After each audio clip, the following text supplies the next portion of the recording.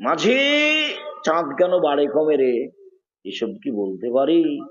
দেখি তোর জীবন চারা নাই মিছে। মাঝি এই এই হয় কেন রে, এসব কি আমি জানি। দেখি তোর জীবন আটা নাই মিছে। মাঝি এই সব হয় কেন রে, আমি কি ওসব জানি। দেখি তোর জীবন 12 আনাই মিছে। বাতাস উঠেছে, নৌকা হিলে উঠেছে। বাবু সাঁতার জানো বাবু? না রে মাঝি, না, আমি তো সাঁতার জানি না। হ্যাঁ, এখন দেখি বাবু তোমার জীবন 16 আনাই মিছে।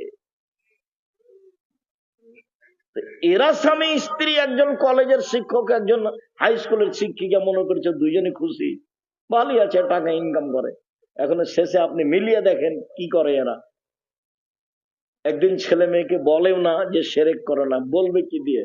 ওইও তো গেছে ওই স্কুলেই, যে স্কুলে সোনার বাংলা চলে। ও কি করবে? ওর মা কি করতে পারে? ওর মা কি বুঝে? ওর বাপ ওর মায়ের বিবাহ দিয়েছে, স্বামীর কাছে গেছে, তাই বাচ্চা হয়ে গেছে, তার নাম মা। বাচ্চা প্রসব করাতে জানে, ও বাচ্চাকে পড়াতে জানে, ও শিষ্টাচার জানে। ওর বাপ জানে না শিষ্টাচার, মা জানে না শিষ্টাচার।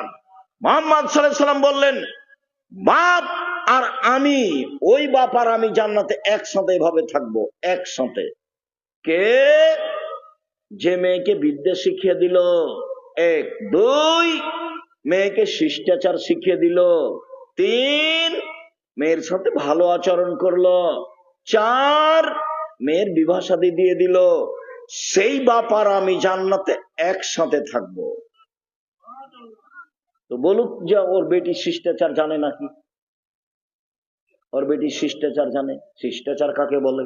ওর মাও জানে না, ওর বাপও জানে না, ওর দাদাও জানে না, ওর দাদিও